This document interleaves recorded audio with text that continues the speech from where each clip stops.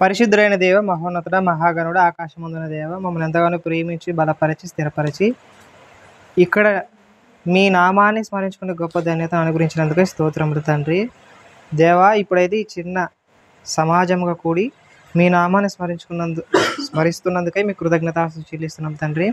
దేవ, మా హృదయ రహస్యములు ఎరిగి ఉన్నారు తండ్రి. మీరు మమ్మల్ని బలపరచండి, స్థిరపరచమని ప్రార్థిస్తున్నాం. వాక్యానుసారంగా బ్రతుకుటకు సహాయం చేయమని ప్రార్థిస్తున్నాం. మా ఆలోచనలు, మా యొక్క సమస్త తలంపులు మీరు ఎరిగి ఉన్నారు.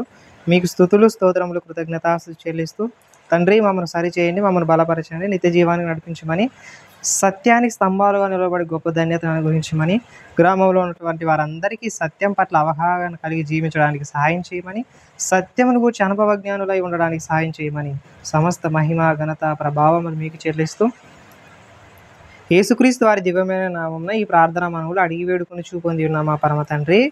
ఆమేన్. ఆమేన్. ప్రియమైన దేవుని వారలారా, ఈరోజు కూడా ఒక అమూల్యమైనటువంటి సంగతిని నేర్చుకుందాం. చాలా మంచి విషయాలు దేవుడు తన గ్రంథమందు రాశాడు. అట్ ద సేమ్ టైం ఇప్పుడు మనం ఇక్కడ కూడి ఆయన నామాన్ని స్మరించుకునే గొప్ప ధన్యతను, గొప్ప భాగ్యాన్ని మనకు అనుగ్రహించినటువంటి దేవునికి నిరంతరము కృతజ్ఞతాస్తుతులు చెల్లించాలి, ఆయనకు స్తోత్రములు చెప్పగలగాలి తప్పకుండా. అలాగే ఇప్పుడు మన శరీరములలోనూ మన దేహములలోనూ జీవవాయువును కలిగి ఉన్నామంటే దేవుని మహాకృపను బట్టి. అది ఆ జీవము, ఆ ఊపిరి ఇప్పుడు ఈ క్షణాన ఆగిపోయినా, ఉన్నపాటున పడిపోయినా, ఆగిపోయినా, ఎప్పుడు ఏమి జరిగినా ఆ దేవునికి నిరంతరము కృతజ్ఞతాస్తుతులు, స్తోత్రములే చెప్పాలి. కానీ దేవుడు అన్యాయం చేశాడు, దేవుడు మా కుటుంబం పట్ల తప్పు చేశాడు అని ఏమాత్రము చెప్పకూడదు. అది నోటి నుంచి అసలు రాకూడదు. ఎందుకంటే నిజ క్రైస్తవుని యొక్క లక్షణాలు అది కానే కాదు. ఎందుకంటే దేవుని గురించి ఎరిగిన వాడు తప్పకుండా దేవునికి విరోధముగా ఏ మాట పలకడు, తప్పకుండా విరోధముగా పలకడు. ఈనాడు దేవుని వాక్యాన్ని బట్టి మనం దేవుని సన్నిధికి వచ్చాం. ఎందుకంటే ఆయన వాక్యం ఏం చేస్తుందంటే మన సమస్త కల్మషాన్ని, మన హృదయంలో ఉన్నటువంటి దుర్గంధాన్ని తీసివేసే శక్తి కలిగినది ఏమిటంటే అది వాక్యమే. అందులో వచ్చేసి మన ఆత్మకు పట్టినటువంటి రోగాన్ని తీసివేసే ఏకైక మార్గం ఏమిటంటే దేవుని సన్నిధిలో దొరికేటువంటి దేవుని వాక్యమే. ఆ వాక్యము మనలో ఉన్నటువంటి సమస్త కల్మషాన్ని తీసివేస్తుందని మనం మనస్ఫూర్తిగా విశ్వసించాలి. అలా విశ్వసిస్తేనే ఆ వాక్యం మనలో సఫలీకృతం అవుతుంది. ఈరోజు ఒక అద్భుతమైనటువంటి భక్తుని గురించి నేర్చుకుందామండి. ముందుగా మన హృదయాలలో ఏముండాలంటే దేవుని యొక్క మాట ఉండాలి. మన హృదయాలలో ఏముండాలంటే దేవుని మాట ఉండాలి. అసలు దేవుని మాట ఎలాంటిదంటే, దేవుని యొక్క వాక్యము ఎలాంటిదంటే మన బట్టలు మాసిపోతాయి కదా, మాసిపోయిన తర్వాత మనం ఏం చేస్తాం? ఉతుకుతాం, సబ్బు చేత ఉతుకుతాం. అంటే మన హృదయంలో ఉన్నటువంటి కల్మషాన్ని కూడా తీసివేసేది ఏమిటంటే వాక్యము. అంటే వాక్యము సబ్బు లాంటిది. మలినాలను, మరకలను తీసివేసే శక్తి దేనికి ఉందంటే సబ్బుకుంది. అలాగే ఇర్మియా గ్రంథకర్త ఏమంటాడంటే, తన గ్రంథంలో ఇర్మియా గ్రంథము 23వ అధ్యాయము 29వ వచనం చూసినట్లయితే అక్కడ ఏమంటాడంటే, నా మాట అగ్ని వంటిది కాదా, బండను బద్దలు చేయు సుత్తె వంటిది కాదా. అంటే బండలాంటి హృదయాలను, బండలాంటి మనుషులను, హృదయాంతరంగాల్లో ఉన్నటువంటి చెడు కల్మషాన్ని తీసేసి ఇది ఏమిటంటే దేవుని యొక్క వాక్యము. దానిని దేనితో పోల్చాడంటే పొడవాటి సుత్తితో పోల్చాడు, అగ్నితో పోల్చాడు. ఇప్పుడు దేవుని మాటలు కలిగిన ప్రతి ఒక్కరూ ఏం చేస్తారంటే ప్రతిదినము ఆ వాక్యం చేత తమను తాము సరిచేసుకుంటారు. అలా సరిచేసుకునే వారే దేవుని కుమారులు, దేవుని బిడ్డలు. అలా కాకుండా ఇదిగో నేను తప్పు చేస్తున్నాను, ఇది నాకు తప్పు అనిపించడం లేదంటే అది దేవునికి విరోధమైన పాపం అవుతుంది. అసలు వాళ్ళు దేవుని కుమారులే కాదు. ఫస్ట్ ఆఫ్ ఆల్ నేను తప్పు వైపు వెళ్తున్నానంటే ఇది తప్పు అని తెలిసినప్పుడు వెనక్కి వస్తారు, వాళ్ళు దేవుని కుమారులు. వారిలో దేవుని వాక్యం నిజముగా పరిపూర్ణమాయెను అని వ్రాయబడి ఉంటుంది. అంటే మనం నిరంతరము వాక్యాన్ని హృదయంలో పెట్టుకుంటూ మనలో కలిగేటువంటి చెడు లక్షణాలన్నింటినీ తీసివేసుకుంటూ ఉండాలి. ఇది నిరంతర ప్రక్రియ. ఈ ప్రక్రియను చేస్తున్నప్పుడే మనము మన హృదయము అంతరంగము శుద్ధంగా ఉంటుంది, పవిత్రంగా ఉంటుంది. అలా కాకుంటే చెడు కల్మషాలు అనేవి నిండిపోతాయి అన్నమాట. ఇప్పుడు దేవుని మాటను ఎరిగిన వాళ్ళు ఏం చేస్తారంటే హృదయంలో ఉంచుకుంటారు. ఈ మాటలు ఏం చేస్తారంటే బాగా జాగ్రత్త వినండి. ఇర్మియా గారికి దేవుని యొక్క మాటలను పెట్టుకున్నాడు హృదయంలో. ఆనాడు ఇశ్రాయేలీయులు అందరూ చెప్తున్నాడు, ప్రకటిస్తున్నాడు, మీరు అన్ని దేవతల వైపు వెళ్ళకండి, మీరు బయలు దేవతలకు మొక్కకండి, వారు అర్పించిన వాటికి తినకండి, మీరు దేవునికి విరోధముగా పాపం చేయకండి, ఎందుకంటే నిజమైన దేవుడు యెహోవా మాత్రమే, ఆయన మాత్రమే మీరు సేవించాలి, ఎందుకంటే ఆయన మాత్రమే మనకు జీవమును ఊపిరి అనుగ్రహించాడు. కాబట్టి దేవుడు మీకు ఇచ్చినటువంటి మోషే ద్వారా ఇచ్చినటువంటి ధర్మశాస్త్రాన్ని తప్పకుండా గైకొనాలి, ఎందుకంటే పితరులు ఐగుప్తులో ఉన్నారు, ఆ ఐగుప్తు నుంచి మీరు తోలుకొచ్చింది ఎవరో కాదు, మన దేవుడైనటువంటి యెహోవా. మీరు జాగ్రత్త కలిగి అన్య దేవతల వైపు వెళ్ళకండి, కేవలము దేవునినే స్తుతించండి, దేవుని మాత్రమే ఆరాధించండి, యెహోవాను మాత్రమే అనుసరించండి అని ఇర్మియా గారు ఆనాడు ప్రజలందరికీ ఈ మాటలు చెప్తున్నాడు. అంటే ఇర్మియా గారి హృదయంలో ఏమున్నాయంటే దేవుని యొక్క మాటలు ఉన్నాయి. ఇప్పుడు దేవుని యొక్క మాటలు హృదయంలో ఉంచుకున్న వారందరూ ఎలా ఉంటారంటే కొంచెం పౌరుషంతో ఉంటారు. కొంచెం దేవుని మనసు ఎరిగిన వారు ఎలా ఉంటారంటే సమాజంలో ఎలా అయినా బాగుండాలి, ఎలా లోకానుసారం కాదు దైవ చిత్తానుసారంగా బాగుండాలని కోరుకుంటారు. అందుకనే ఇర్మియా గారు ఏం చెప్తున్నాడు, నా మాట అగ్ని వంటిది కాదా, ఆ మాట ఎక్కడున్నాయి, నాలో ఉన్నాయంటున్నాడు ఫస్ట్. అలాగే దేవుని మాటలు హృదయంలో ఉంచుకున్నారు. ఆనాడు యేసుక్రీస్తు వారు చనిపోయిన వెంబడే ఎమాయి మార్గంలో వెలుచుండగా ఇద్దరు స్నేహితులు మాట్లాడుకుంటూ వస్తున్నారంట. అప్పుడు యేసుక్రీస్తు వారు వాళ్ళకి ఈ సంగతులన్నీ విశదపరుస్తారు. ఇదిగో యేసుక్రీస్తు వారు అని ఆయన ఉన్నారంట, వాళ్ళకి చెప్తున్నాడు మా కొంచెం వేషం వేసుకొని. ఇప్పుడు వాళ్ళు ఏం చెప్తున్నారంటే, ఓహో అవును, యెరూషలేములో ఈయన చాలా గొప్పగా బ్రతికాడు, ప్రవక్త, దేవుడు పంపించిన ప్రవక్త ఈయనే, ఆయన మరలా లేస్తాడంట. అంటే అప్పుడు ఈ మాటలన్నీ యేసుక్రీస్తు వారు వాళ్ళకి చెప్తున్నాడు, వివరిస్తున్నాడు. అప్పుడు ఏముంటుందంటే లూకాసు వార్త 24వ అధ్యాయం 32వ వచనం చూసినట్లయితే, లూకాసు వార్త 24వ అధ్యాయం 32వ వచనంలో ఏముంటుందంటే, ఇక్కడ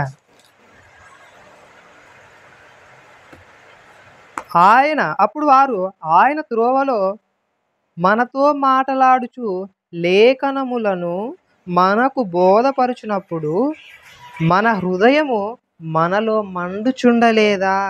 అంటే దేవుని యొక్క మాటలు హృదయంలో వెళ్ళేసరికి ఏమవుతుందంటే మన హృదయము వెలిగింపబడుతుంది, దేవుని ఆత్మ చేత నింపబడుతుంది. ఇలా దేవుని యొక్క మాటలు ఎవరైతే హృదయంలో ఉంచుకుంటారో వాళ్ళు ధైర్యంగా ఉంటారు. దేవుని మాటలు హృదయంలో ఉన్నవారు ఏం చేస్తారంటే ఆ యొక్క వాక్యాన్ని ఇతరులకు ప్రకటిస్తారు, ఇలా ఉంటారు. ఇర్మియా గారు కూడా చాలా కష్టపడుతున్నాడు, ఇక్కడ చెప్తున్నాడు. అందుకనే దేవుని యొక్క మాటలను హృదయంలో ఉంచుకున్నవారు పౌలు గారు, స్టెఫెన్ గారు, వీళ్ళందరూ హృదయంలో ఉంచుకొని అనేక శ్రమలు అనుభవించడానికి సిద్ధపడ్డారు. అనేక శ్రమలను అనుభవించడానికే వాళ్ళు దేవుని మాటలను హృదయంలో ఉంచుకున్నారు. సంతోషాలు కాదు, సుఖాలు కాదు, దేవుని మాటలు హృదయములో వెలిగించుకుంటున్నారు నిరంతరం ఆత్మ ప్రేరేపణ చేత. ఇప్పుడు ఇర్మియా గారి గ్రంథం చూద్దామండి. ఇర్మియా ఆనాడు ఇశ్రాయేలులో ఉన్నటువంటి ప్రజలందరిలోనూ, ప్రవక్తలందరిలోనూ సత్యం కోసము నిలబడని ఏకైక వ్యక్తి ఇర్మియా గారు. ఒంటరిగా ఉన్న వ్యక్తి ఎవరంటే ఇర్మియా గారు. ఆనాడు సమాజంలో అందరు అసత్యం వైపు, అన్యదేవత ఆరాధన యందు ఇష్ట కలిగిన వారు ఇశ్రాయేలీయులు చెడిపోయారు. కానీ ఇర్మియా గారు మాత్రము పట్టుదల కలిగి సత్యం పట్ల సత్యానికి స్తంభంగా నిలబడి దేవుని యొక్క ప్రేమను గూర్చి, దేవుని గూర్చినటువంటి మాటలను నిరంతరం ప్రకటిస్తూనే ఉన్నాడు. మీరు ఇలా ఉండండి, ఎలా ఉండండి. ఇప్పుడు సత్యం కోసం నిలబడిన వ్యక్తి ఒంటరిగానే ఉన్నాడంట. అందుకని ఆయన ఏమంటాడంటే ఇర్మియా గ్రంథం చూడండి, ఇర్మియా గ్రంథాన్ని చూడండి. ఇప్పటి నుంచి ఇర్మియా గ్రంథంలోనే ఎక్కువ వచనాలు ఉంటాయి. ఇర్మియా గ్రంథము 20వ అధ్యాయం. 20 అధ్యాయంలో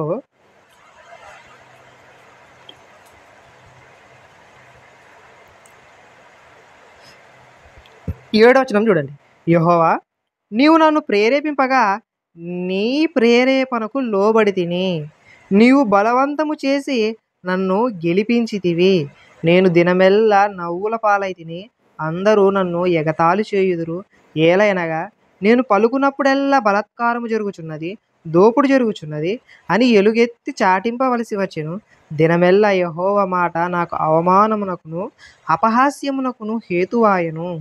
ఆయన పేరు నేనెత్తను, ఆయన నామమును బట్టి ప్రకటింపను అని నేననుకొంటినా, అది నా హృదయములో అగ్నివలె మండుచు నా ఎముకలలోనే మోయబడినట్లున్నది. నేను ఓర్చి ఏడ్చి విసిగియున్నాను, చెప్పక మానలేదు. చూడండి, దేవుడు ఇర్మియా గారిని ప్రేరేపించాడంట. ప్రేరేపిస్తే ఈ మాటలన్నీ పలుకుతున్నాడు. దేవుని నోట నుంచి వచ్చినటువంటి ప్రతి మాట ఆత్మ ప్రేరేపణ చేత ఇర్మియా గారు పలుకుచున్నాడు. ఈ మాట పలుకుచున్నప్పుడల్లా ఏదో ఒక బలాత్కారం జరుగుతుందంట. ఇంకే మరి ఈ మాటలు ప్రకటించినప్పుడల్లా దినమెల్లా ఈయన నవ్వుల పాలవుతున్నాడంట. దేవుని మాట ప్రకటించినప్పుడల్లా నవ్వుల పాలవుతున్నాడు. విక్రీంతలు చేస్తున్నారంట, ఎగతాళి చేస్తున్నారంట, దోపుడు జరుగుతుందంట. ఇన్ని జరుగుతుందంట దేవుని మాట హృదయంలో ఉంచుకొని దేవుని వాక్యాన్ని ఇతరులకు చెప్తున్నాం. ఇప్పుడు నేను ఒక బాగా ప్రశ్న వేస్తా. అసలుకి దేవుడు పిలుచుకున్నాడు. ఇప్పుడు ఈయన అనొచ్చు కదా, ఏమని, నాకు యవనంలో ఉన్నాను, నేను మంచి యవనం ఉంది, నాకు నేను పెళ్ళి చేసుకొని పిల్లలు కానీ బాగా లోకంలో బ్రతకాలని అనుకుంటున్నాను అని ఈయన ఎందుకు అనుకోలేదు అసలుకి?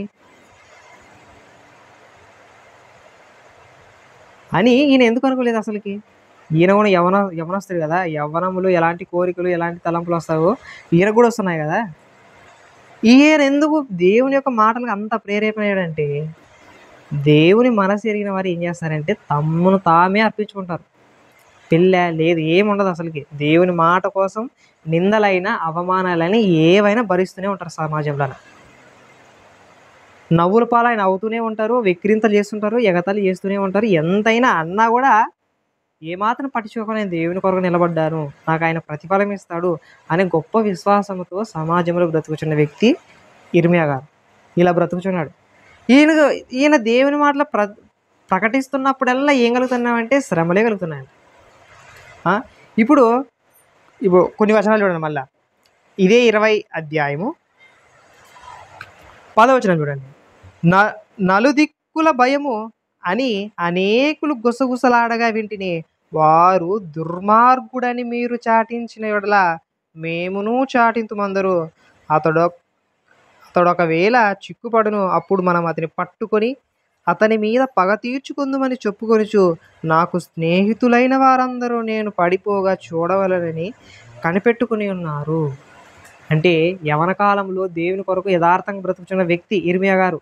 యవన కాలంలో అంటేనే స్నేహితులతో కలిసి ఉండే జీవితం అది. అలాంటి జీవితంలో కొంతమంది స్నేహితులు కూడా ఉన్నారంట.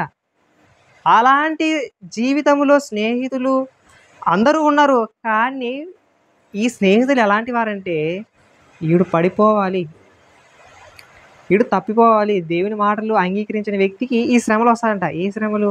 స్నేహితులతోనే చీట్లు, స్నేహితులతోనే అపనిందలు. స్నేహితులు ఏం కోరుకుంటున్నారు? ఇటు చచ్చిపోవాలని కోరుకుంటారంట. అంటే ఇర్మియా గారి జీవితంలో చూడండి ఒకసారి. యవ్వనంలో ఉన్నాడు, దేవుని మాట హృదయంలో ఉంచుకున్నాడు. దేవుని మాటను హృదయంలో ఉంచుకోవడం వల్ల ఎన్ని శ్రమలు వస్తున్నాయి చూడండి ఒకసారి. దేవుని మాట నేను చాటింపకపోతే అది అగ్ని వలె మండుతుంది కదా, నేను అలా ఉండలేను, పక్క చాటిస్తాను, నా ఎముకలలో మూలుగలో దూరి ఉన్నది దేవుని వాక్యం, అది అగ్ని వలె మండుచున్నది అంటాడు. నేను ఎలాగ చెప్పకుండా ఉందును? ఒకవేళ చెబితే నాకు ఇన్ని శ్రమలు కలుగుతున్నాయి, అయినను నేను చెప్పే తీరుతాను, పక్కా చెప్తాను. ఎందుకంటే ఆ మాట చాలా గొప్పది. ఆ మాట సర్వ సమాజాన్ని బాగు చేసే మాట కానీ నాశనం వైపు నడిపించేది కాదు కదా. ఇంకో వచనం చూడండి ఒకసారి. ఇలా స్నేహితులతో కలిసి యవ్వనంలో భార్య పిల్లలతో కలిసి ఉండాల్సిన వ్యక్తి ఏమంటున్నాడంటే తర్వాత ఇర్మియా గ్రంథం 15వ అధ్యాయం 17వ వచనం. 15వ అధ్యాయం 17వ వచనం చూడండి. సంతోషించు వారి సమూహములో నేను కూర్చుండలేదు, నేను ఉల్లసింపలేదు. కడుపు మంటతో నీవు నన్ను నింపి ఉన్నావు కనుక నీ హస్తమును బట్టి నేను ఏకాకినై కూర్చుంటిని. ఒంటరిగా కూర్చున్నాడంట. దేవుని మాటను బట్టి, దేవుని హస్తమును బట్టి ఈయనకు ఒంటరిగానే ఉన్నాడంట. అందుకని బైబిల్లో ఒంటరి ప్రవక్త ఎవరంటే ఈయనే, ఇర్మియా గారు. ఎనీ టైం ఒంటరిగానే ఉంటాడు. స్నేహితులు ఉండరు, భార్య ఉండరు, పిల్లలు ఉండరు, ఎవరు ఉండరు. ఎక్కడో ఒకదాని కూర్చొని ఉంటాడు అంతే. అంత గొప్పగా బ్రతికాడు దేవుని మాటను హృదయంలో ఉంచుకున్నప్పుడు. కానీ ఇది సమాజానికి ఏమాత్రం ఒప్పుకోదు. సమాజం మాత్రం ఒప్పుకోదు. ఏడు తిక్కొని తిరుగుతాడు, ఒంటరిగా ఉంటాడు, ఎప్పుడు చూసినా ఒకడే ఉంటాడు. దేవుడు అంటాడు, అదంటాడు, ఇదంటాడు, ఏమేమో చెప్తాడు. కానీ స్నేహితులతో ఉండడు, ఆ బంధువులతో సరిగ్గా ఉండడు, సరిగ్గా మాట్లాడు, ఏముండడు అని ఇలాంటివి వస్తూనే ఉంటాయి. భక్తులకే కలిగినప్పుడు లోకంలో భక్తులు, నిజమైన భక్తులైన వారు కూడా తప్పకుండా కలుగుతాయి. ఇక్కడ ఏమంటున్నాడు మరి చూడండి ఒకసారి. నీ 17 సంతోషించు వారి సమూహములో నేను కూర్చుండలేదంట. వాళ్ళు సంతోషిస్తుంటే వారి దగ్గర నేను కూర్చుండలేదు. నీ మాటను బట్టి, నీ హస్తమును బట్టి నేను కూర్చుండలేదు. నేను ఏకాకినై ఉన్నాను, ఒంటరిగానే ఉన్నాను. ఎందుకు చెప్పండి? ఎందుకు ఒంటరిగా ఉన్నాడు? కేవలం ఒకే ఒక్కటి, దేవుని మాట హృదయములు ఉంది కాబట్టి, దేవుని మాటకు విధేయత చూస్తున్నాడు కాబట్టి సర్వ సమాజంలో ఉండకుండా ఒంటరిగా ఏకాకికై ఉన్నాడంట ఈయన. ఇంకా కొన్ని వచనాలు చూడండి. 16వ అధ్యాయం 2వ వచనం చూడండి. ఇక్కడ ఏం చెప్తున్నాడు? 1వ వచనం చూస్తే, మరియు యెహోవాకు నాకు ప్రత్యక్షమై ఈలాగు సెలవిచ్చెను, ఈ స్థలమందు నీకు కుమారులైనను కుమార్తెలైనను పుట్టకుండునట్లు నీవు వివాహం చేసుకొనకూడదు. ఓ ఇర్మియా, నీవు ఈ స్థలమందు కుమారులైనను కుమార్తెలైనను కనకూడదు. అసలుకి నీవు ఏం చేసుకోకూడదు? పెళ్ళే చేసుకోకూడదు. అంతే. దేవుని మాట చెప్పాడు, దేవుడు చెప్పాడు, ఫాలో అవుతున్నాడు ఈయన అంతే. కానీ సమాజంలో ఎలా ఉన్నాడు? ఒంటరిగా ఉన్నాడు, ఏకాకి అయినాడు. అసలు ఏకాకి అయినాడు. నువ్వు అసలు పెళ్ళి కూడా చేసుకోకూడదు. కానీ యవ్వనంలో ఉన్నాడు, యవ్వనస్తునిగా ఉన్నాడు, సర్వ సమాజం మెచ్చుకునే విధంగా బ్రతకలేకపోతున్నాడు. దేవుని మాటలను బట్టి దేవుని చిత్తానుసారంగా బ్రతుకుతున్నాడు. కానీ లోకానికి అది వెర్రితనంగా ఉండొచ్చు, కానీ దేవుని దృష్టికి బహు గొప్పది, అది చాలా గొప్పది. అంత ఒంటరి జీవితం బ్రతికినా దేవుని యందు యథార్థతను, సత్యాన్ని విడిచిపెట్టలేదు ఇర్మియా గారు. అంత గొప్పగా బ్రతికాడు, అంత గొప్పగా బ్రతికాడు. ఇంకా కొన్ని వచనాలు చూడండి మళ్ళీ. 18వ అధ్యాయము 18వ వచనం చూడండి ఒకసారి. అప్పుడు జనులు ఇర్మియా విషయమై యుక్తిగల యోచన చేతము రండి. యాజకుడు ధర్మశాస్త్రం వినిపించక మానడు, జ్ఞాని యోచన లేకుండా నుండడు, ప్రవక్త వాక్యము చెప్పక మానడు. వాని మాటలలో దేనిని వినకుండా మాటలతో వాని కొట్టుదము రండి అని చెప్పుకొనుచుండిరి. చూడండి, దేవుని వాక్యాన్ని ప్రకటిస్తున్నటువంటి ప్రవక్తనే కొడదామని జనులు ప్రేరేపిస్తున్నారంట అందరినీ. కొడదాం రండి, ఏముంది, ఒక్కడే ఉన్నాడు, ఏకాకి ఉన్నాడు, పెళ్ళి లేదు, భార్య లేదు, ఎవరు లేరు, బంధువులే లేరు, అసలుకి స్నేహితులే ఉండరు, స్నేహితులు కొడదామని రాళ్ళు తీసుకున్నారు ఇప్పుడు. అంటే దేవుని వాక్యాన్ని హృదయంలో ఉంచుకున్న వ్యక్తి, యథార్థతను కాపాడుకుంటున్న వ్యక్తి, సత్యం పట్ల ఆసక్తి కలిగి సత్యాన్ని నిలబెట్టాలని ఆసక్తి కలిగినట్టు ఈ వ్యక్తి ఎన్ని బాధలు భరిస్తున్నాడో ఒకసారి చూసారు మరి. ఎన్ని బాధలు అయినా చెప్పండి. నా మాటలు అర్థమవుతుందండి మీకు? అర్థమవుతుంది కదా, ఎన్ని బాధలు, ఎన్ని కష్టాలు.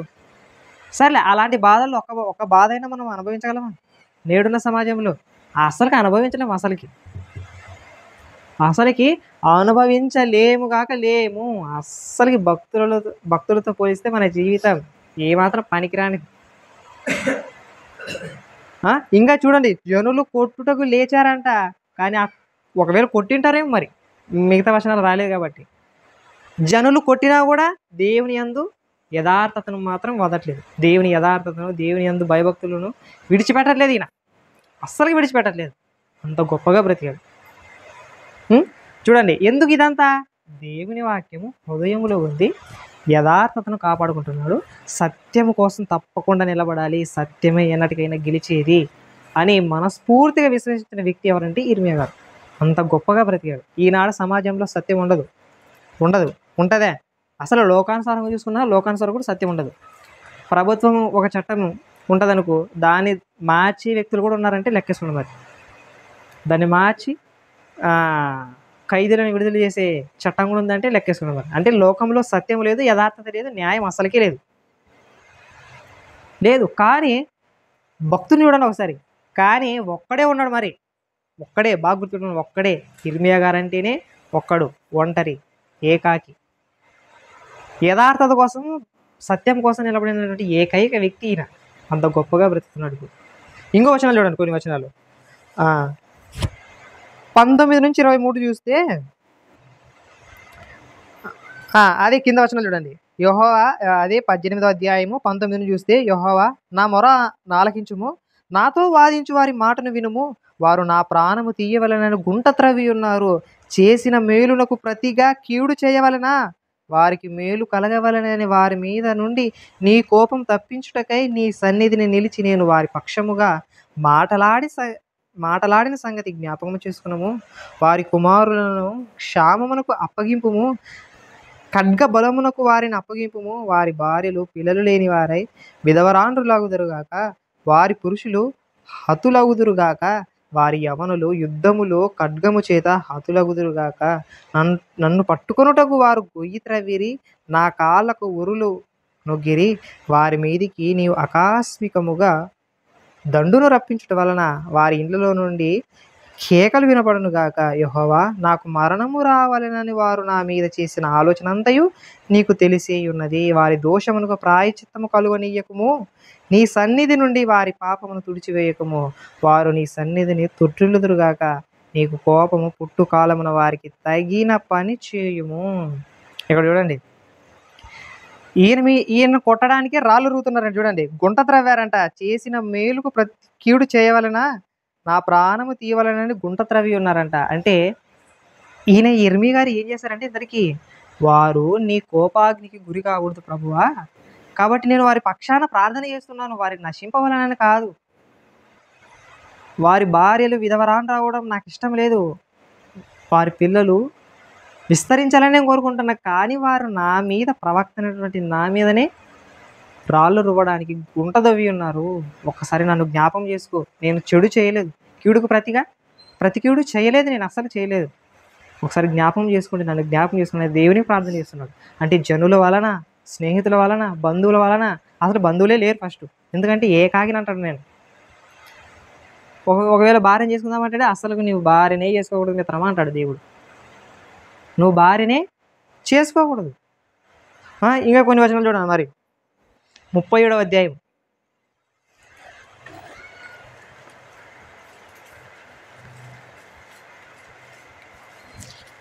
11 నుంచి చూడండి.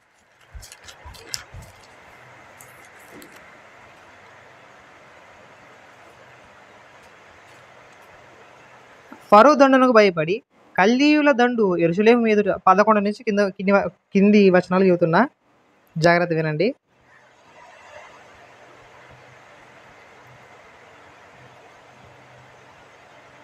చదువుతాను, జాగ్రత్త వినండి. ఫరో దండునకు భయపడి కల్దీయుల దండు యెరూషలేము ఎదుట నుండి వెళ్ళిపోగా, ఇర్మియా బెన్యామీను దేశంలో తన వారి యుద్ధ భాగము తీసుకున్నటకై యెరూషలేము నుండి బయలుదేరి అక్కడికి పోయెను. అతడు బెన్యామీను గుమ్మం వద్దకు రాగా, ఇరియాను కావలి వారి అధిపతి అక్కడ నుండెను. అతడు హనన్య కుమారుడైన షెలెమ్య కుమారుడు. అతడు ప్రవక్త అయిన ఇర్మియాను పట్టుకొని, నీవు కల్దీయులలో చెరబోచున్నావని చెప్పగా, ఇర్మియా అది అబద్ధము, నేను కల్దీయులలో చెరబోవటలేదనెను. అయితే అతడు ఇర్మియా మాట నమ్మనందున ఇర్మియాను పట్టుకొని అధిపతుల యొద్దకు తీసుకుని వచ్చెను. అధిపతులు ఇర్మియా మీద కోపపడి అతని కొట్టి తాము బందీగృహముగా చేసి ఉన్న లేఖికుడైన యోనాతాను ఇంటిలో అతని వేయించిరి. ఇర్మియా చెరసాల గోతిలో వేయబడి అక్కడ అనేక దినములు ఉండెను. చూడండి, కల్దీయులలో చేరుతున్నాడని కొంచెం అబద్ధం మాట వాళ్ళే పుట్టించుకున్నారు, పట్టుకున్నారు, ఇంకా చెరసాలలో వేశారు. అనేక దినములు బందీ గృహంలో ఉన్నాడంట. కానీ ఈయన ఏం చేస్తున్నాడు? సత్యం పట్ల ఆసక్తి గల సత్యాన్ని ప్రకటిస్తున్నాడు. దేవుని మాట ఎలా ఉంటే అలానే ప్రకటిస్తున్నాడు. కానీ ఇరియా ఏం చేశాడు? బందీ గృహంలో వేశాడు. అంటే ఇలా ఒకటి కాదు, దేవుడు చెప్పమన్న ప్రతి మాటను ఏం చేస్తాడంటే జనులకు, రాజులకు, ఇశ్రాయేలు ప్రజలందరికీ చెప్పాడు. ఆ చెప్పే దానిలో అనేక శ్రమలు అనుభవిస్తూనే ఉన్నాడు. 36 అధ్యాయం చూస్తే ఏషియా కాలం నుంచి నేను ఏ ఏ మాటలైతే చెప్పానో నీకు ఆ మాటలన్నీ మరలా గ్రంథంగా రాయి, ఇలా గ్రంథంగా రాయి, ఇర్మియా గ్రంథాన్ని రాస్తే అప్పుడు ఏమవుతుందంటే రాస్తాడు. అప్పుడు యెహోయాకీం అనే రాజు దేవుని మాటలను విసర్జించి ఆ ఇర్మియా గ్రంథాన్ని కుంపట్లో పడేస్తాడు, కాల్చి పడేస్తాడు ఏకంగా. దేవుని గ్రంథాన్ని అంటే ఇర్మియా గ్రంథాన్ని కాల్చి పడేస్తారు. అంటే దేవుని మాటను ధిక్కరించి దేవుని యొక్క వాక్యాన్ని విసర్జించి వాళ్ళు ఏం చేశారు, దేవుడిచ్చినటువంటి ధర్మశాస్త్రాన్ని కాల్చి పడేస్తారు.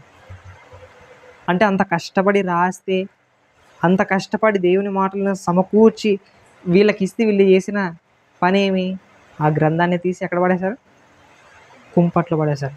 ఇక్కడ ఉంటుంది, ఇక్కడ యెహోయాకీము అగ్నిలో కాల్చిన గ్రంథపు మాటలు అంటాడు ఇర్మియా గ్రంథంలో 36, 32లో ఉంటుంది అది.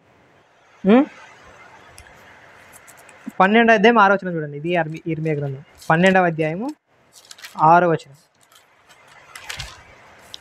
ఇక్కడ చెప్తున్నాడు, ఇక్కడ నీ సహోదరులు సహితం నీ తండ్రి ఇంటి వారు సహితం నీకు ద్రోహం చేయుచున్నారు, నీ వెంబడి గేలి చేయుదురు, వారు నీతో దయగా మాట్లాడుచున్నను, నీవు వారిని నమ్మకూడదు. దేవుడు పలుకుతున్న మాటలు ఇవి. ఒకవేళ నీ సహోదరులు ఉన్నారు కదా, నీ తండ్రి ఇంటి వారు ఉన్నారు కదా, వారు సహితం నీ మీద ద్రోహం చేయాలని ఆశపడుతున్నారు. ఒకవేళ నీతో ప్రేమగా మాట్లాడినా నీవు ఆ మాటలను ఎట్టి పరిస్థితుల్లో పట్టించుకోకు అని దేవుడే ఇర్మియా గారు చెప్తున్నారు. అంటే దేవుని కోసం నిలబడిన వ్యక్తి, దేవుని పట్ల విధేయత కలిగినటువంటి వ్యక్తికి ఇన్ని శ్రమలు కుటుంబంలోనే చూస్తున్నాడు. చూడండి, ఆనాడు యేసుక్రీస్తు వారు చెప్పినాడు కదా, కుటుంబంలోనే ఒకరికి ఒకడు విరోధంగా లేస్తారు, ఒకరికి ఒకడు పట్టిస్తారు అధిపతులకు. అంటే దేవుని కొరకు యథార్థంగా సత్యం కోసం నిలబడిన వ్యక్తి ఇక్కడ ఇర్మియా గారు కుటుంబంలో నుంచి వెలివేయబడ్డాడు. ఏకాకిగా జీవిస్తున్నాడు, ఇప్పుడు ఒంటరిగా జీవిస్తున్నాడు. ఎందుకంటే కుటుంబం వారు ఏం చేయాలి, ద్రోహం చేయాలనుకుంటున్నారు ఈయన. ఇంకో వచనం చూడండి, 13వ అధ్యాయము 17వ వచనం చూస్తే చూడండి, 13వ అధ్యాయం 17వ వచనం చూస్తే, అయినను మీరు ఆ మాట విననొల్లని యెడల మీ గర్భమును బట్టి నేను చాటున ఏడ్చుదును, యెహోవా మంద చెరపట్టబడినందున నా నేత్రము బహుగా వలపోయిచు కన్నీరు విడుచుచుండును. అంటే ఇశ్రాయేలు ప్రజల పట్ల ప్రేమతో ఏం చెప్తున్నాడంటే, నేను ఇంతకాలం ప్రకటించింది, ఇంతకాలం చేసినది కేవలం మీకోసమే. ఇన్ని దెబ్బలు, ఇన్ని పాటలు, ఇన్నిసార్లు చెరసాలలో ఇన్ని పాటలు పడింది ఏంటంటే మీరు రక్షింపబడాలని, చెరలోకి వెళ్ళకూడదని. ఆ మాటలు విని ఆ యొక్క దైవ చిత్తానుసారంగా నడుచుకుంటారని, మీరు దేవుని చిత్తానుసారంగా నడుచుకుంటారని నేను ఇంతకాలం మీకు ప్రకటించాను. కానీ మీరు చెరలోకి వెళ్ళిపోతున్నారు. మీ మాటలను బట్టి యెహోవా మంద చెరపట్టబడినందున నా నేత్రము బహుగా వలపోయుచు కన్నీరు విడుచుచుండును. అంటే దేవుని యొక్క ప్రజలు చెరలోకి వెళ్ళిపోతుంటే భక్తుడైన ఇర్మియా గారు, ప్రవక్త అయినటువంటి ఇర్మియా గారు కన్నీరు విడుస్తున్నాడంట. ఇప్పుడు ఇర్మియా గారి గురించి సుమారు ఒక 10 వచనాలు పైన ఉంటాయి కదా, 10 వచనాలు చూసాం. అసలుకి తన కోసం బ్రతికినట్టుండదు, ఇంతటికి తన కోసం బ్రతికినట్టుండదే, తన భార్య పిల్లల కోసం బ్రతికినట్టుండదే, తన కుటుంబీకుల కోసం ఏమైనా బ్రతికినట్టుందనే, తన స్నేహితుల కొరకు ఏమన్నా ఏమీ లేదు. అసలు ఏకాకినై ఉన్నాడంట. ఆ పదం చూడి, ఏకాకి ఎవరైనా ఉంటారా సమాజంలో? ఏకాకి నన్ను ఉంటే నీ పక్క మెంటల్ ఆసుపత్రికి తీసుకొస్తారు. నేడున్న సమాజంలో అయితే పక్క మెంటల్ ఆసుపత్రికి వీడు తిక్కోర్రబు ఎప్పుడు ఒకడే ఉంటాడు. ఇంకా ఇదే ముద్ర వేస్తారు, పక్క వేస్తారు. నిజంగా అంటే సమాజానికి తెలిసింది అదే. దేవుని మరసని ఒక్కడుగా ఉంటే ఏం ఆలోచిస్తుంటాడు, ఎలా ఆలోచిస్తుంటాడు, దేవుని పట్ల ప్రణాళికలు ఏమున్నాయో అని ఆలోచిస్తుంటాడేమో.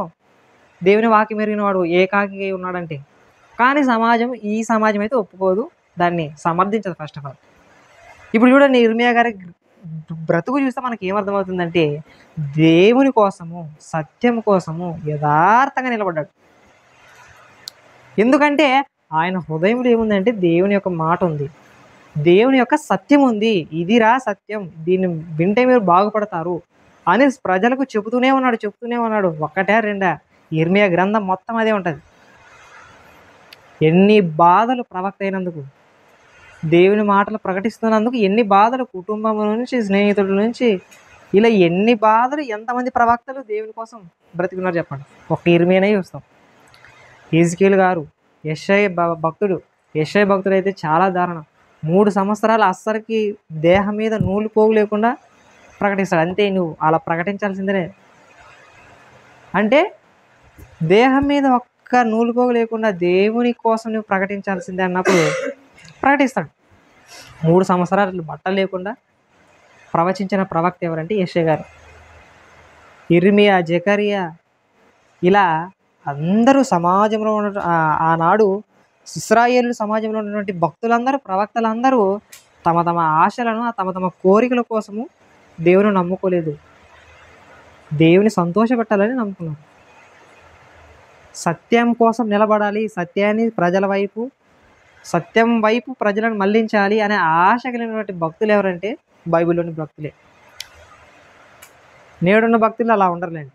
నేడున్న భక్తులు అలా ఉంటారా? ఉండరు. స్వార్థపరులుగా ఉంటారు, స్వలాభాన్ని ఆపేక్షించేవారుగా ఉంటారు, తమ మేలును మాత్రమే కోరుకుంటారు. కానీ భక్తులు అలా లేరు. బీదలతో కూడా జీవిస్తారు. వాళ్ళు బీదలతో సర్దుపాటు కలిగి ఉంటారు. వాళ్ళు ఏకాకిలై ఉంటారు. ఎప్పుడు చూసిన వాళ్ళు ఒంటరిగా ఉంటారు.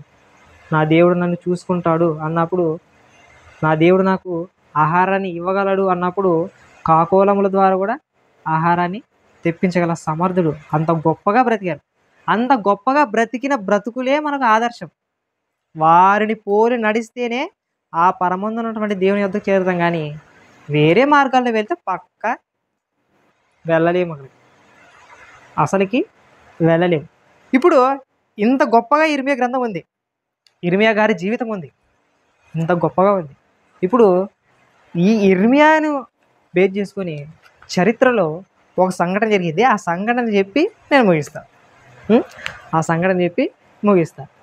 ఆ సంఘటన ఏంటంటే, సుమారు 13వ శతాబ్దంలో ఒక దేవుని యందు నిష్ట కలిగి ఈ ఇర్మియా గ్రంథాన్ని చెబుతున్నాడు. ఆ భక్తుడు ఈ ఇర్మియా గ్రంథాన్ని చెబుతున్నాడు. ఏమని? ఈ ఇర్మియా గ్రంథాన్ని చూస్తుంటే ఆయన యొక్క జీవితం కనబడుతుంది. ఇర్మియా గారి యొక్క జీవితం ఏంటి? ఈయన ఇంత గొప్పగా, ఇంత ఆలోచన కలిగి, ఇంత మంచి తలంపులు కలిగి దేవుని కోసం ఒక్కడే ఉన్నాడు, ఎప్పుడు ఏకాకిగా ఉన్నాడు. ఏంటి ఇంత పట్టుదల, ఏంటి ఇంత ఆలోచన అని ఆ ఇర్మియా గారి జీవితాన్ని ఆదర్శంగా తీసుకున్నాడు. ప్రభావితమయ్యాడు ఆ ఇర్మియా గారి జీవితాన్ని బట్టి. అతని పేరు ఏం పేరంటే జాన్ విక్లిఫ్ అతని పేరు. ఇతని ఏ దేశం చెందిన వ్యక్తి అంటే ఇంగ్లాండ్లో జన్మించాడు. ఇతను 13వ శతాబ్దంలో జరిగినటువంటి యథార్థ సంఘటన ఇది వినాలి, తప్పకుండా వినాలి. ఇది వినకుంటే అసలుకి బైబిల్లో నుంచి పుట్టుకొచ్చినటువంటి అబద్ధ బోధలు సరి చేయలేదు. ఈయన సరి చేస్తాడు. అంత గొప్పగా అంటే అంత గొప్పగా సరి చేస్తాడు. ఈయన మార్చడం వలన మన కింగ్ మార్టిన్ లూథర్ గుర్తుందా, ఆయన ఎరాస్మస్, ఇలా సంఘ సంస్కర్తలు ఎవరున్నారో వీళ్ళందరూ ఈయన నుంచే ప్రభావితమవుతారు. మరలా ఆనాడు ఈయన ఇర్మియా గారి జీవితం చేత ప్రభావితమై నేను కూడా సత్యం కోసం నిలబడాలి, సత్యం పట్ల ఆసక్తి కలిగి ఉండాలి, దేవుని కొరకు యథార్థంగా బ్రతకాలి అనే మంచి ఆలోచన కలిగి ఆనాడు క్యాథలిక్ ప్రీస్టులు అనేవాళ్ళు ఉంటారు. క్యాథలిక్ ప్రీస్టులు అనేవాళ్ళు చర్చిలో తమ బోధనలు చేస్తున్నప్పుడు ఏం చేస్తుందంటే వీళ్ళు అనేకమైన అబద్ధ బోధలు చేస్తుంటారు. ఇది ఇంగ్లాండ్లో జరిగినటువంటి యథార్థ సంఘటన. ఇది బాగా జ్ఞాపకం పెట్టుకోండి. ఈ జాన్ విక్లిఫ్ అనే వ్యక్తి ఆక్స్ఫర్డ్ యూనివర్సిటీలో ఇంగ్లీష్ టీచర్గా పనిచేస్తాడు, ప్రొఫెసర్గా పనిచేస్తాడు. ఈ మాటలు చెబుతుంటే ప్రభావిత అయ్యాడు. అప్పుడు క్యాథలిక్ ప్రీస్టులు చేస్తున్నటువంటి బోధన వింటాను నేను. బోధన విన్నప్పుడు ఆ క్యాథలిక్ ప్రీస్టులు ఏం బోధిస్తారంటే ఈ బైబిల్లో ఉన్నటువంటి వాక్యాన్ని విరుద్ధంగా వేరే విధంగా ప్రజలకు బోధిస్తున్నారు, విరుద్ధముగా ప్రచురణ చేస్తున్నారు. ఎలాంటివంటే వాళ్ళు క్యాథలిక్ ప్రీస్టులు ఏం చేస్తారంటే వ్యభిచారం చేసేవాళ్ళు వీళ్ళకి మాత్రం ఏం చెప్పేవాళ్ళు, వ్యభిచారం చేయకూడదు అని చెప్తారు. వీళ్ళు వ్యభిచారం చేస్తూ వివాహాలు చేసుకునొచ్చు, కానీ మీరు వివాహమే చేసుకోరాదు అని చెప్తారు. ఇంకా ఏం చెప్తారంటే ఇప్పుడు నువ్వు పాపం చేసావా నా దగ్గర రండి, నేనే క్షమిస్తాను, దేవుడు అవసరం లేదు. ఇంకా వీళ్ళు చేసే అబద్ధ బోధలు, నువ్వు పాపం చేసావా రండి ఇక్కడ దగ్గర రండి. వచ్చి మీ పాపాన్ని క్షమిస్తాను, మీరు ఇంత కానుకిస్తే దాన్ని క్షమిస్తాను, మీరు పరలోకానికి వెళ్ళిపోవచ్చు. అలా ఎన్నిసార్లు చేసినా కూడా క్షమించవచ్చు అని వీళ్ళు చేసే అబద్ధ బోధ అనమాట ఇది. ఇంకోటి ఇప్పుడు పాపాన్ని క్షమించాడు కదా, అట్లా పాప పరిహార పత్రాలు ఇచ్చేవాడంట. పాపాన్ని క్షమించాను, ఇదిగో పత్రం తీసుకో, నీ పాపం క్షమింపబడింది. వీళ్ళే దేవుళ్ళ లెక్క, వీళ్ళే ఇంకా న్యాయం తీర్చే వాళ్ళ లెక్క దాన్ని సమాజం ఇచ్చేవాళ్ళు. ఇంకా కొన్ని సంగతులు వచ్చేసి ఇంకా ఇలా వాక్యం చెప్పి ప్రజల దగ్గర ధన దోపిడి, అంటే ధనాన్ని ఆర్జించే వాళ్ళు ఎక్కువ తీసుకునేవాళ్ళు. కానుకలు ఇవ్వండి, ఇది ఇవ్వండి, అది ఇవ్వండి అని ధనాన్ని ఆపేక్షించేవాళ్ళు. ఇంకోటి ఏం చేస్తారంటే వీళ్ళు జంతువులతో కూడా సంభోగించేవాళ్ళంట. దారుణం అదైతే, దౌర్భాగ్యకరం నిజంగా. జంతువులతో కూడా సంభోగించేవారంట. అసలు మీరు పుణ్యక్షేత్రాల్లోనే ప్రార్థన చేయాలి, అంటే దేవుని మందిరంలోనే ప్రార్థన చేయాలి. మీ గదుల్లో ప్రార్థన చేసుకున్న దేవుడు వినడు. పక్క మందిరానికి వచ్చి ప్రార్థన చేసుకొని కానుకేసి పోవాలి, అంతే. ఇది వాళ్ళ రూల్స్. ఇది అంత దరిద్రమైనటువంటి రూల్స్. ఇది అసలు దేవుని వాక్యం అసలు లేనే లేదు అసలు. తర్వాత ఒకవేళ మీ కుటుంబీకుల్లో కానీ మన కుటుంబీకుల్లోని ఎవరైనా చచ్చిపోతారు అనుకోండి, వారు ఇప్పుడు పరలోకం వెళ్ళాలా? పరలోకం వెళ్ళాలంటే మా దగ్గర రండి, మీరు ఇంత అమౌంట్ కట్టండి, ఎంత, 1,00,000 రూపాయలు కట్టండి, అక్కడ పక్క పరలోకంలో ఫ్లాట్ టికెట్ కన్ఫర్మ్ అవుతుంది. ఇంక పోయినట్టే, ఇంకా పరలోకానికి వెళుతారు. అంటే ఒకవేళ మీ ఇంట్లో ఎవరైనా చచ్చిపోయారు అనుకో, వాళ్ళు కొంచెం డబ్బు కట్టిస్తే మీ వ్యక్తి పరలోకం వెళ్తాడు, మీరు సంతోషంగా ఇంటికి వెళ్ళాలంటే వాళ్ళు నిజంగానే సంతోషంగా ఇంటికి వెళ్ళాలి. ఎందుకంటే ప్రీస్టులు వీళ్ళే, ఇంకా వీళ్ళు ఏం చెప్తే ఇంకా అదే సత్యం. ఇంకా ఇప్పుడు ఇదంతా జరుగుతున్న దాన్ని ఎవరు చూశారంటే జాన్ విక్లిఫ్ అనే భక్తుడు చూశాడు. అసలు బైబిల్లో ఉన్నది ఏమి, వీళ్ళు చేస్తున్న బోధ ఏమి, అసలుకి బైబిల్లో ఉన్న మాటలు ఏమి, వీళ్ళు చెప్తున్నటువంటి బోధ ఏమి ఇంతటికి అని కోపం తెచ్చుకొని ఆనాడు చాలా కసితో ఏం చేస్తాడంటే, వీళ్ళు చెప్తున్నటువంటి మాటలు ఈ బైబిల్లో ఇలా ఉన్నాయో లేదని, అప్పుడు ఈ గ్రీకులో కదా రాయబడింది, ఇది ఏది, న్యూ టెస్టిమెంట్ ఏదంటే రాయబడింది గ్రీకులోనే కదా. దీన్ని ఏం చేస్తాడంటే ఇంగ్లీష్లోకి తర్జుమా చేస్తాడు. ఏదేదంటే మత్తయి, మార్కు, లూకా, యోహాను సువార్తలు ఇవే ప్రాముఖ్యం కాబట్టి ఫస్ట్ ఆఫ్ ఆల్ వీటిని ఏం చేస్తాడంటే తర్జుమా చేస్తాడు. తర్జుమా చేసిన తర్వాత అనేక మంది చదువుతారు. అంతగా ఉంటే మీకు గ్రూపుల్లో పంపించిన, ఆ గ్రూపులో చూస్తే ఆ జాన్ విక్లిఫ్ తర్జుమా చేసినటువంటి బైబిల్ ఉంటాయి. ఆ బైబిల్లో చాలా కష్టపడతాడు ఆయన. తర్జుమా అంటే ఈజీ అనుకునేరు, కొన్ని సంవత్సరాలు కష్టపడాలి అది తర్జుమా అంటే. ఆయన అలా రాత్రింబవళ్ళు కష్టపడి ఆ యొక్క బైబిల్ని ఏమంటారంటే జాన్ విక్లిఫ్ బైబిల్ అని కూడా అంటారు. గ్రూప్లో వచ్చే సిబిసి గ్రూప్లో ఇమేజ్ చూస్తే బాగుంటుంది. జాన్ విక్లిఫ్ చేసినటువంటి దాన్ని ఏమంటారంటే విక్లిఫ్ బైబిల్ అని కూడా అంటుంది. విక్లిఫ్ బైబిల్ అని కూడా అంటారు. ఆయన ఏం చేస్తాడంటే తర్వాత వీళ్ళు చేసే అరాచకాలన్నిటిని బట్టి ఒక 12 సూత్రాలు ప్రతిపాదిస్తాడు. 12 సూత్రాలు ప్రతిపాదించి ఏం చేస్తాడంటే, ఆ 12 సూత్రాలని ప్రతిపాదించి రాస్తాడు. ఈ 12 సూత్రాలను తీసిపోయి చర్చి గోడ మీద అతికిస్తాడు. అక్కడ వచ్చిన ప్రతి ఒక్కరు విశ్వాసాలు అందరూ చూస్తారు, ఇలా ఉండకూడదు కదా, ఇలా చేస్తున్నారు వీళ్ళు, ఇలా చేస్తున్నారు, ఇలా ఉంటుంది బైబిల్లో ఇలా ఉంది, వీళ్ళు ఇలా చేస్తున్నారు, ఇలా ఉంది, ఇలా చేస్తున్నారు, ఇప్పుడు ఏది కరెక్ట్, బైబిల్ ఏం చెప్తుంది అని ఒక 12 సూత్రాలు ప్రతిపాదిస్తాడు. ప్రతిపాదించిన వెంబడే ఆ యొక్క ప్రతిపాదన 12 సూత్రాలు ఏం చేస్తాడంటే ఒక చర్చి ముందు, ఆ చర్చి పేరు ఏమంటే వెస్ట్ మినిస్టర్ రెబ్బే అనే సంఘం మీద, ఆ గోడ మీద అతికిస్తాడు. అతికించిన వెంబడే అలాంటి పత్రం ఇంకోటి తయారు చేసి ఏం చేస్తాడంటే ఇంకో చర్చ్ పక్కన ఉంటుంది, సెయింట్ పాల్ క్యాథెడ్రల్ అనే చర్చ్ దగ్గర కూడా అది అతికిస్తాడు. అప్పుడు విశ్వాసులు అందరూ చూసి అవును కదా, ఇలా ఉంది కదా బైబిల్లోనా, ఇలా చెప్తుంది కదా దేవుని మాట, మరేంటి వీళ్ళు ఇలా చేస్తున్నారు అని కొంతమంది ఆలోచిస్తారు. ఆ ఆలోచించడం వలన వాళ్ళకి మేలు జరిగింది తర్వాత. ఎందుకంటే ఆ ఆలోచించిన వారిలో నుండి కొంతమంది విశ్వాసాలు లేసారు. మళ్ళీ ఇప్పుడు ఇంత జరుగుతుంది, వీళ్ళు చేసినటువంటి సమాజంలో ఉన్నటువంటి అబద్ధ బోధలు, ధన దోపిడింది కదా, ఇప్పుడు ఇలా కొన్ని సంవత్సరాలుగా జరుగుతుంది.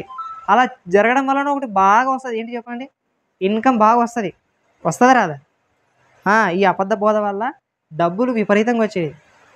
ఇప్పుడు వాళ్ళు దాన్ని అనుకూవ చేసుకుని వాళ్ళు, ఓహో ఇంత గొప్పగా వస్తుంది కదా, దీన్ని అలాగే సాగిద్దామంటే ఈ జాన్ విక్లిఫ్ అనేవాడు అడ్డం వచ్చాడు. జాన్ విక్లిఫ్ అనేవాడు అడ్డం వచ్చాడు. ఇప్పుడు ఏం చేయాల అని ఆనాడు ఆ ప్రీస్ట్లో కొంతమంది సాతానుడు ఏర్పరచుకునేటాడు కదా కదా ఇంత సత్యానికి నిలబడిన వ్యక్తి జాన్ విక్లిఫ్ ఒక్కడే మరి. కానీ ప్రీస్టులు అనేకులు ఉన్నారు. ఆ ప్రీస్టులో ఎవడో ఒకడే ఎన్నుకునేటాడు పక్క సాతానుడు అనేవాడు. యేసుక్రీస్తు శిష్యుల్లోనే యూదాని ఎన్నుకున్నట్టు ఈ ప్రీస్టులో కూడా ఒకని ఎన్నుకున్నాడు.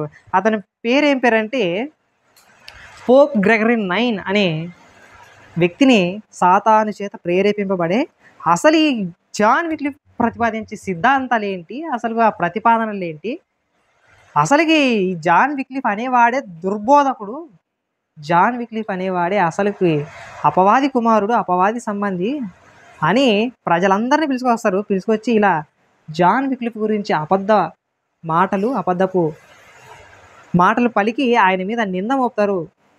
నింద మోపిన తర్వాత ఆయన చాలా బాధపడతాడు.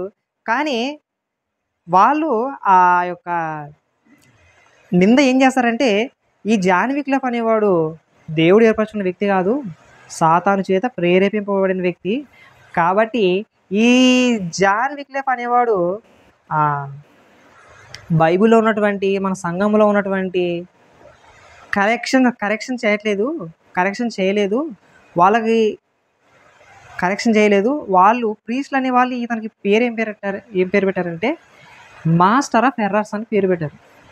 అంటే లోపాల గురువు, అబద్ధ గురువు, మాస్టర్ ఆఫ్ ఎర్రర్స్. కానీ జాన్ విక్లిఫ్ చేసింది మాత్రం కరెక్ట్ చేశాడు. మాస్టర్ ఆఫ్ కరెక్షన్, కరెక్ట్ ఆయన. కానీ దేవుని వాక్యాన్ని సరిగ్గా ప్రతిపాదించి 12 సూత్రాల గోడ మీద అతికించాడు. అవే నిజం. అలా జాన్ విక్లిఫ్ చేసినటువంటి బోధలు అనేకులకి చేరాయి. తర్వాత ఈయన ఏం చేశారంటే ఈయన ఇంకా సమాజంలో వెలివేశారన్నమాట. వెలివేసి ఈయన ఒక దుర్మార్గుడు అని ప్రతిపాదించారండి. ఒక దుష్టుడు, అపవాది ఏర్పరచుకున్నటువంటి కుమారుడు, లోపాల గురువు, అసలుకి బైబిల్లో వాక్యం తెలియదు నాకు అని ఆయన మీద నింద మోపి ఆయనను విసర్జించారు సమాజం. కానీ ఆయన చెప్పినటువంటి బోధ, ఆయన ప్రతిపాదించిన 12 సూత్రాలు సమాజంలోకి వెళ్ళిపోయాయి. అప్పుడే ఆలోచిస్తున్నారు. దేవుడు ఎవరినొకరు ప్రేరేపిస్తారు కదా పక్క, ఆ దేవుని ప్రేరేపణకు లొంగి వాళ్ళు ఆలోచించడం మొదలుపెట్టారు. అవును, జాన్ విక్లిఫ్ చెప్పింది కరెక్టే అని వాళ్ళు ఆలోచిస్తారు. ఈ ప్రీస్టులు ఏం చేస్తారంటే తర్వాత మళ్ళీ జాన్ విక్లిఫ్ అనేక పుస్తకాలు కూడా రాసింటారు. ఆ పుస్తకాలన్నింటినీ ఏం చేస్తారంటే కాల్చి పడేస్తారు సర్వ సమాజం ఎదుట. ప్రజలందరి ముందుటే ఆ జాన్ విక్లిఫ్ తెచ్చినటువంటి పుస్తకాలన్నింటినీ, ఇంటిని మొత్తాన్ని కాల్చి పడేస్తారు. కాల్చి పడేసి ఇతని వెలివేయబడతాడు అనమాట. సమాజంలో నుంచి వెలివేయబడతాడు. ఇలా సత్యం కోసం నిలబడిన వ్యక్తి జాన్ విక్లిఫ్. ఒకవేళ ఆయన చేసినటువంటి ఆ తర్జుమా లేకపోతే మన కింగ్ మార్టిన్ లూథర్ రాడు, ఎరాస్మస్ అనే వ్యక్తి రాడు. వీరి గురించి చూస్తే సంఘ సంస్కర్తలు. ఈ సంఘ సంస్కర్తల వల్ల సత్యవాక్యము గొప్పగా ప్రభావితం అయ్యింది ఆనాడు ప్రజల హృదయాలలో. ఒకవేళ ఈయన తర్జుమా చేయకపోతే, ఈయన కానీ తర్జుమా చేయకుండా ఆ బోధ మరుగున పడిపోయేది, సత్యవాక్యం క్షీణించిపోయేది అనమాట. అంత కష్టపడ్డాడు ఎవరు, జాన్ విక్లిఫ్ అనే వ్యక్తి. ఇంత గొప్పగా చేశాడు కదా, ఏమైనా పెళ్లి చేసుకున్నాడా? లే. ఎవరైనా బంధువులు ఉన్నారా? లే. స్నేహితులు ఉన్నారా? ఎవరులే. ఒక ఒంటరి పక్షిగా మరణించాడు. ఇర్మియా గ్రంథము చేత ప్రభావితుడై ఇర్మియా గారి వలె మరణించాడు. ఏకాకికై చనిపోయాడు. అంత గొప్పగా బ్రతికి దేవుని మాటలను ప్రకటించాడు ఆయన. ఎవరు? John Wycliffe. మన బైబిల్ని ఇంగ్లీష్లోకి తర్జుమా చేసిన వ్యక్తి ఎవరంటే ఈయన పేరు చెప్తారు, జాన్ విక్లిఫ్. జాన్ విక్లిఫ్ అనే ఈయనను చెప్తారు. ఇలా సమాజంలో నుంచి వెలివేయబడిన తర్వాత ఈయన ఆలోచిస్తాడు అసలుకి.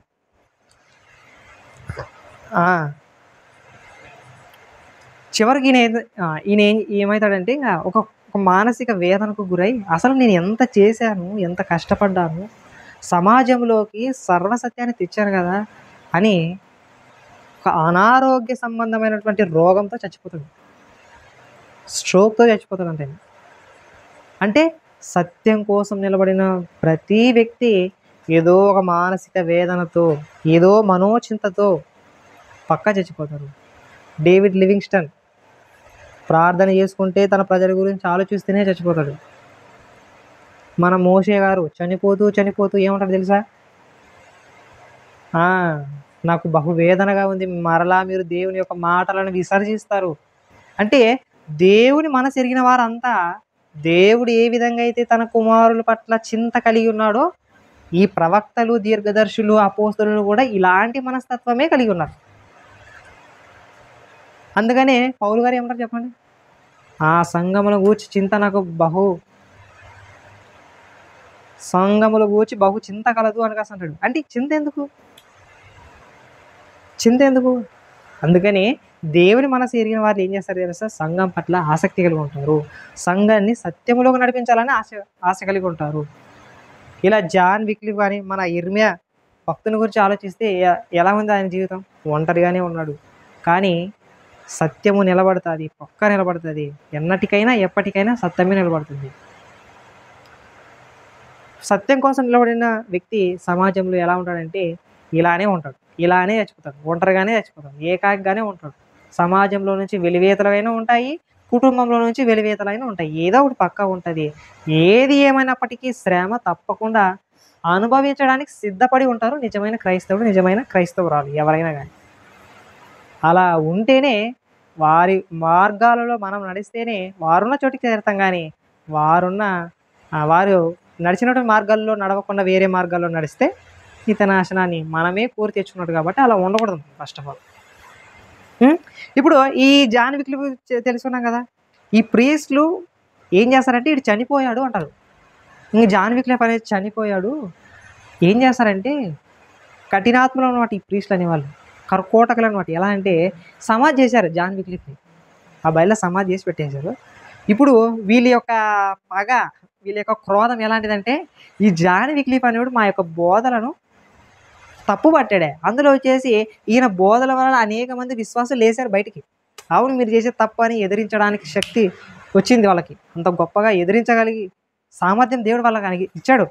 అప్పుడు వీళ్ళు ఏం చేస్తారంటే ఈ జాన్ విక్లిఫ్ అనేవాడు చేసింది చాలా తప్పు చేశాడు మనకని కోపంతో, కసితో, క్రోధంతో ఏం చేస్తారంటే సమాధిని తవ్వి ఆ ఎముకలను తీసుకొచ్చి ఈడు తప్పు చేశాడని మరలా కట్టెలు పేర్చి దాని మీద కాల్చిపడేస్తారు. అంటే శవం మీద కూడా కసి, కక్ష ఏమిది? ఇది అపవాది లక్షణం. ఇది శవాన్ని చచ్చిపోయాడు, సమాధిలో ఉన్నాడు, సమాధిని తవ్వి మళ్ళీ ఏం చేస్తున్నారు? తీసుకొచ్చుకుంటారు ఎముకలు తెచ్చి వీళ్ళని తన్నాలని కాసి ఏమేమో చేసి మళ్ళీ తర్వాత వీళ్ళు ఏం చేస్తారు తెలుసా? కాల్చి పడేసిన తర్వాత ఎముకలు కాల్చి పడేసినారు కదా, ఆ ఎముకల యొక్క బూడిదని తీసుకొని ఆ ఇంగ్లాండ్లో స్విఫ్ట్ రివర్ అనేది ఉండదు, స్విఫ్ట్ రివర్, దాంట్లోకి పోలుస్తారు. ఆ యొక్క ఎముకల బూడిదని దాంట్లోకి పోస్తారు. అంటే ఇన్ని శ్రమలు అనుభవించి సత్యం పట్ల ఆసక్తి కలిగి సత్యం కోసం నిలబడినటువంటి జాన్ విక్లిఫ్ యొక్క జీవితం మనకు ఆదర్శం. అంత గొప్పగా సత్యం కోసం నిలబడి మరణించాడు. కేవలం ఒంటరిగానే, కుటుంబం లేదు, భార్యలు లేరు, ఎవరు లేరు. భక్తులు ఎలా బ్రతికారంటే అంత గొప్పగా బ్రతికారు. అది వాళ్ళు తమకు తాము దేవునికి సమర్పించుకున్నారు. అలా సమర్పించుకున్న భక్తులు అనేకులు ఉన్నారు. యెషయా, ఇర్మియా, ఎజ్కేలు, జకరియా, మలాకి అనేక శ్రమలు పొందడానికి వారు నియమింపబడ్డారు, కానీ సుఖ సంతోషాలు కాదు. ఈనాడు ఏర్పరచుకున్న వాళ్ళంతా అంతా సుఖం కోసం, జలసాల కోసం. వీళ్ళే సమాజంలో ఇవి జరుగుతున్నాయి. అంతగా ఉంటే నేను సజ్జు చెప్పినట్టు ట్రాన్స్ మూవీ చూడండి ఒకసారి. ట్రాన్స్ అనే మూవీ దానిలో ఉంటాయి. డబ్బు కోసం సమాజంలో సత్యవాక్యాన్ని చెరిపేసి స్వస్థతలు, తర్వాత మీకు కాళ్ళు వస్తాయి, మోసాల పేరిట జరిగినటువంటి ధనదోపిడి కర్మాగారం అంటారు ఆ సినిమా. అంత దారుణంగా ఉందన్నమాట. ఒకసారి ట్రాన్స్ అనే మూవీ చూడండి. దాంట్లోన క్రైస్తవ్యంలో ఇంత దారుణంగా ఉంటారు. కాబట్టి ఈరోజు మనకి ఏమర్థమవుతుందంటే ఇర్మియా గ్రంథాన్ని చూసి మనం నేర్చుకోవాలి. ఇర్మియా గారి జీవితం నుంచి కూడా మనం చాలా నేర్చుకోవాలి. జాన్ విక్లిఫ్ అనే భక్తుడు 13వ శతాబ్దంలో జరిగినటువంటి యథార్థ సంఘటన, ఆ సంఘటన చూసి కూడా మనము చాలా విషయాలు నేర్చుకోవాలి సత్యం కోసము. నిలబడాలి. సత్యమే మనల్ని స్వతంత్రులుగా చేస్తుంది. సమాజంలో నీవు స్వతంత్రుడు కాకపోవచ్చు కానీ సత్యంలో నువ్వు స్వతంత్రం చేస్తుంది. సత్యం మిమ్మల్ని ఏం చేస్తుందంట? స్వతంత్రునిగా చేస్తుంది. ఆనాడు యేసుక్రీస్తు వారు కూడా చెప్పారు, మీరు చెల్లాచెదురైపోతారు, సమాజంలో నుంచి వెలివేయపడతారు, మీరు దూషింపబడతారు, నా నామం నిమిత్తం అనేకుల వలన మీరు శ్రమ పొందుతారు, హింస పెట్టబడతారు, అనేక శ్రమలు అనుభవించే నా దగ్గరకు వస్తారు అని ముందుగానే చెప్పాడు. ఇప్పుడు ఇంతమంది భక్తుల జీవిత చరిత్ర చూస్తే, ఒక అబ్రహాము కష్టపడ్డాడు, ఇస్సాకు కష్టపడ్డాడు, అందరూ శ్రమలు పాల్పడ్డారు. మనం మాత్రం శ్రమ పడకుండా నిత్య జీవాన్ని అయితే చేరుకోలేము. శ్రమ పడాలి, వాక్యం పట్ల ఆసక్తి కలిగి ఉండాలి, వాక్యాన్ని ధ్యానించాలి, రాత్రి మగలు కష్టపడాలి. వాక్యాన్ని నేర్చుకోవాలంటే వాక్యం ఊకనే రాదు, దివారాత్రము దాన్ని ధ్యానించమన్నాడు. ధ్యానిస్తేనే కానీ దేవుని మనసు ఏంటో మనకు అర్థం కాదు కదా. ధ్యానిస్తేనే కానీ దేవుని మనసు ఏంటో మనకి అర్థం కాదు. వీళ్ళు చింత కలిగి, బహువేదన కలిగి, మనోవ్యాకులం కలిగి ఎందుకు చనిపోయారంటే దేవుని మనసు ఎరిగి ఉన్నారు కాబట్టి. దేవుడు ఎలాంటి మనసు అయితే కలిగి ఉన్నాడో వీరు కూడా అలాంటి మనసే కలిగి ఉన్నారు. ఎందుకంటే వీళ్ళకెందుకు చింత, వీళ్ళకెందుకు బాధ? ఒక సేవకుడికి ఎందుకు బాధ? మీరు ఎలాగుంటే నాకేమి, నేను బాగుంటే చాలు అనుకుంటాడు. కానీ నిజమైన ప్రవక్త, నిజమైన దేవుని మనసు ఎరిగిన వ్యక్తి వీళ్ళు బాగుపడాలి, దేవుని యందు భయభక్తులు కలిగి ఉండాలి, దేవుని మనసు ఎరిగి ఉండాలి, వీళ్ళు కూడా ఇతరులకు సాయం చేయాలి, ఇతరులను ప్రేమించాలి అని కోరుకుంటాడు. దీవారాత్రులు కష్టపడతారు, సత్యవాక్యాన్ని వాళ్ళకి చెప్పాలి, దేవుని మనసు ఇది అని వాళ్ళకు చెప్పాలని వేదన కలిగి, బహువేదన కలిగి కష్టపడుతుంటాడు, ఇష్టపడుతుంటాడు దేవుని వాక్యం చదివే పద్ధతిని. అలా దేవుడు ఎలాంటి మనసు కలిగి ఉన్నాడంటే, పేతురు ఒకసారి తీయండి, భక్తులైన వారు చింత ఎందుకు కలిగి ఉన్నారంటే దేవుని మనసు కలిగి ఉన్నారు కాబట్టి. అసలు దేవుడు ఏం ఆలోచిస్తున్నాడు అంటే మన పట్ల చింత కలిగి ఉన్నాడంట. ఒకసారి చూడండి, మనందరికీ తెలిసిన వాక్యమే, 1 పేతురు 5వ అధ్యాయం 7వ వచనం. ఆయన మిమ్మును గూర్చి చింతించుచున్నాడు. చూడండి, ఆయన మిమ్మును గూర్చి లక్ష్యము చేయుచున్నాడు, మిమ్మల్ని గూర్చి ఆలోచిస్తున్నాడంట. దేవుడు మన గురించి ఆలోచిస్తున్నాడంట. వీళ్ళు కూడా ప్రవక్తలు, దేవుని భక్తులు, దేవుని వాక్యం ఎరిగిన వారు, పాస్టర్లు, వీళ్ళందరూ ఏ మనసు కలిగి ఉండాలంటే దేవుని మనసు కలిగే ఉండాలి. నా స్వలాభాన్ని ఆశించి మన సంఘంలో ఏదో చేయకూడదు. సర్వ సమాజము, సంఘము క్షేమాభివృద్ధి కోరి సంఘములో పాత్ర పోషించాలే కానీ దేవుని స్థానాన్ని తీసుకొని ఉండకూడదు. అలా ఉండకూడదు. నాకు ఏదో లాభం వస్తుంది మీరు ఇస్తే నేను బాగుపడతాను అన్నట్టు ఉండకూడదు, అసలు ఉండకూడదు. సేవకుడు ఎలా ఉండాలంటే, నా నుంచి మీరు ఎంతైనా తీసుకుని మీరు బాగుండేదని కోరుకోవాలి. ఆనాడు అలాంటి ప్రవక్త ఎవరు కనపడతారంటే సమూయేలు కనపడతాడు. అద్భుతంగా పని చేస్తాడు ప్రవక్త, న్యాయాధిపతిగా ఉంటాడు. ఏమంటాడంటే అతని ఒకే మాట, సర్వ సమాజం ఇశ్రాయేలు ఉంటే నేను ఏనాడైనా మీ యొద్ద ఒక యుద్ధనైనా తీసుకుంటున్నా, ఇంతకాలం న్యాయం తీర్చేనే, 1 రూపాయన తీసుకుంటేనే అనే దమ్ము ఈనాడున్న సంఘస్థుల్లో ఉన్నటువంటి పాస్టర్లకు ఉందా? లేదు అసలుకి. ఒక్కనాడైనా 1 పైసా తీసుకుంటేనే, ఒక్కనాడైనా మిమ్మల్ని ఆశించి ఇది ఇవ్వండి అని అడిగితేనే నేను ఏమీ అడగలేదు అసలుకి. దేవుడే సాక్షి అనగలి దమ్ము ఈనాడున్న పాస్టర్లకి ఉందో లేదో. మరి మనము ఈ బైబిల్ గ్రంథంలో ఉన్నటువంటి భక్తుల వలె బ్రతకాలి, అలా బ్రతకాలి. మనం నష్టపోయినా ఇతరులు బాగుపడాలి. యేసుక్రీస్తు వారు కూడా తాను లోకంలో ఎంతో సాధించవచ్చు. తన దేహం ఇచ్చాడు. ఇప్పుడు దేహం సుఖపెట్టుకోవచ్చు, ఏమైనా చేసుకోవచ్చు. కానీ నాను నష్టపోయినా పర్లేదు, నాను శ్రమ పొందినా పర్లేదు, నా సహోదరులందరూ సర్వలోకానికి నిత్య జీవానికి వెళ్ళిపోవాలనే ఆశతో కష్టపడ్డాడు. కొరడా దెబ్బలు, సిలువనే ఎక్కాడు మన కోసం. ఇప్పుడు ఆయన పొందిన గాయముల చేత మనకి ఏం కలుగుతుంది? స్వస్థత కలుగుతుంది. మన ఆత్మరోగానికి మందు వచ్చింది.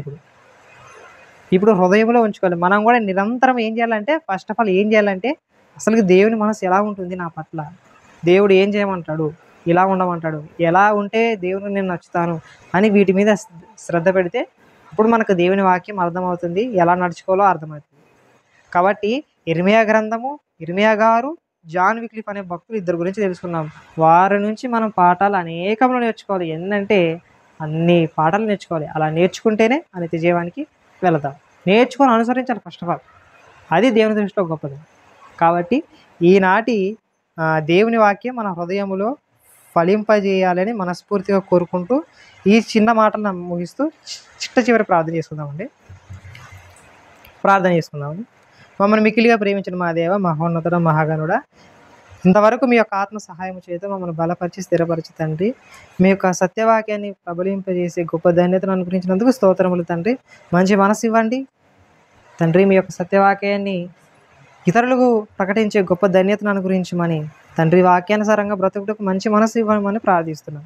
దయగల తండ్రి, మహోన్నతుడ, మహాగణుడ, మీరే మమ్మల్ని బలపరిచి స్థిరపరిచి నిత్య జీవానికి నడిపించమని సమస్త మహిమ, ఘనత, ప్రభావం మీకు చెల్లిస్తూ తండ్రి, ఇక్కడ కూడి వచ్చిన వారందరినీ దీవించండి, ఆశీర్వదించండి. ఆత్మ సంబంధమైన ప్రతి ఆశీర్వాదమును అనుగ్రహించమని ప్రార్థిస్తాం.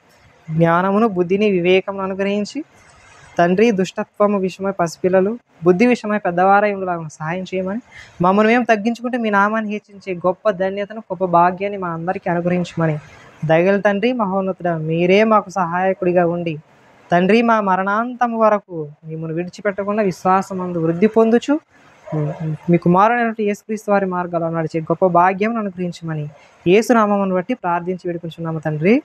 ఆమేన్. అందరికీ వందనాలు.